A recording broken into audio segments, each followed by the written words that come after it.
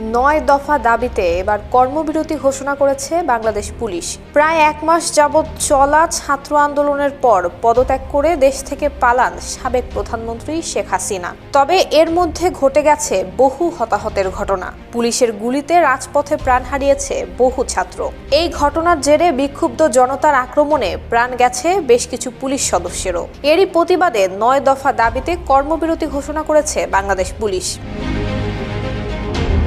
পুলিশের 9 দফা দাবিগুলো হলো সকল পুলিশ হত্যার দৃষ্টান্তমূলক শাস্তি নিশ্চিত করা, নিহত পরিবারের ক্ষতিপূরণ সহ সেই পরিবারের ন্যূনতম একজন সদস্যকে সমপদে নিয়োগ নিশ্চিত করা, আহত সকল পুলিশ সদস্যদের সুচিকিৎসা নিশ্চিত করা এবং ক্ষতিপূরণ প্রদান নিশ্চিত করা, 8 ঘন্টার বেশি ডিউটি পালনে বাধ্য না করা এবং 8 ঘন্টার বেশি ডিউটি পালনে ওভার ডিউটির সুবিধা দেয়া, শুক্রবার শনিবার সহ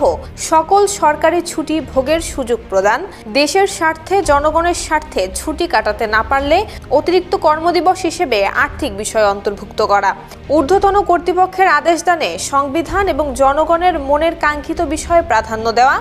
পুলিশকে রাজনীতিমুক্ত রেখে নিরপেক্ষতার সাথে কাজ করার সুযোগ নিশ্চিত করা, পুলিশ হেডকোয়ার্টার থেকে শুরু করে সকল metropolitan police office, police lines, police হাসপাতাল, থানা, পুলিশ ফাঁড়ি, ক্যাম্পের নিরাপত্তা বেষ্টনী জোরদার করে নিরাপদ কর্মস্থল নিশ্চিত করা, যথাসময়ে সকল পদে পদোন্নতির যথাযথ পদক্ষেপ গ্রহণ করে বৈষম্য দূর করা